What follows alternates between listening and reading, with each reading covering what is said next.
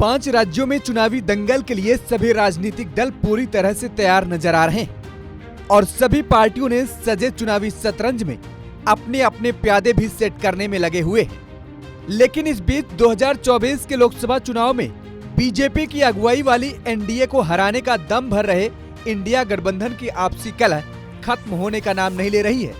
उत्तर प्रदेश से लेकर पश्चिम बंगाल तक गठबंधन के नेता अलग अलग राग अलाप रहे हैं। इंडिया गठबंधन में शामिल सीपीएम के महासचिव सीताराम येचुरी ने दो टूक कहा कि पश्चिम बंगाल में ममता बनर्जी पार्टी तृणमूल कांग्रेस के साथ किसी भी सूरत में गठबंधन की गुंजाइश नहीं है। तो वहीं दूसरी तरफ सपा प्रमुख अखिलेश यादव मध्य प्रदेश के टीकमगढ़ जिले के जतारा विधानसभा पहुंचे थे, जहां उन्होंने जनसभा को संबोधित किया। इस दौरान वह बीजेपी के साथ ही कांग्रेस पार्टी पर निशाना साधते नजर आए। अखिलेश यादव ने कहा, अगर आपको राशन के नाम पर कुछ नहीं मिल रहा है तो आप बीजेपी को वोट क्यों देंगे। इसी दौरान अखिलेश यादव ने कांग्रेस को बहुत चालू और धोखेबाज पार्टी करार दे दिया। साथ ही जनता से अपील की कि कांग्रेस पार्टी को वोट न दे और सावधान भी रहें। कांग्रेस वोटों के लालच के लिए जातिगत जनगणना की बात करती है। बताओ, ऐसा गरीबों को रिफाइंड तेल दिया, राशन में यहाँ मिल रहा होगा आपको भी, राशन में जो मिल रहा है कुछ नहीं मिल रहा राशन में, तो बीजेपी को वोट क्यों दोगे तुम। कांग्रेस को भी वोट मत देना, बहुत चालू पार्टी है कांग्रेस, सावधान रहोगे कि नहीं रहोगे। बंसल जी बेबंद में दुखी थे, कांग्रेस ने धोखा दे दिया। अरे जब हमें धोखा दे दिया तो तुम कहां के बंसल हो।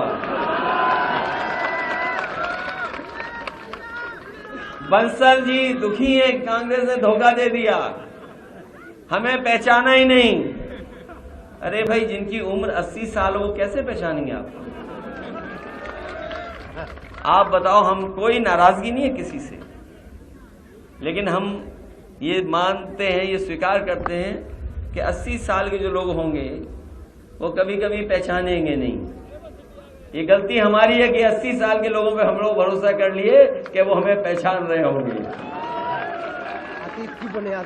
इसलिए साथियों, बहुत सावधान रहना आप इन लोगों से। ना कराना चाहते हो कि नहीं कराना चाहते हो, इनकी बातों में मत आना। बीजेपी और कांग्रेस की बातों में कांग्रेस भी जाति जनगणना कहने लगी है।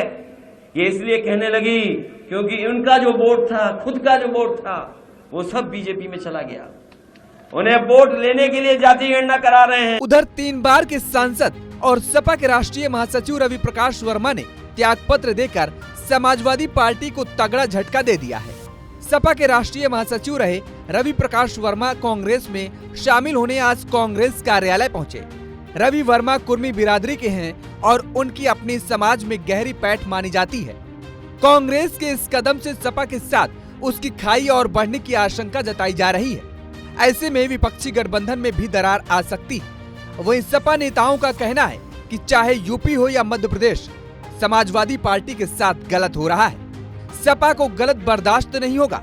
मतलब साफ है कि 5 राज्यों के चुनाव में ही इंडिया गठबंधन की पोल खुलती नजर आ रही है। चुनावी राज्यों का अगर जिक्र करें तो कल से मतदान का आगाज होने जा रहा है। छत्तीसगढ़ में पहले चरण की 20 सीटों और मिजोरम की सभी 40 सीटों पर चुनाव प्रचार रविवार शाम को थम गया। इन दोनों राज्यों में मंगलवार 7 नवंबर को वोट डाले जाएंगे, जबकि मतगणना 3 दिसंबर को होगी। छत्तीसगढ़ में शेष 70 सीटों पर 17 नवंबर को मतदान होगा। 3 दिसंबर को पता चल जाएगा कि 5 राज्यों में किसको कहां पर जनता ने सत्ता सौंपी है। लेकिन इन्हीं राज्यों के चुनाव ने आगे आने वाले लोकसभा चुनाव के लिए बने इंडिया गठबंधन में दरार डालने का काम जरूर कर दिया है। अब ये दरार किस एकता रूपी सीमेंट से भरेंगी, ये तो आने वाला वक्त ही बताएगा।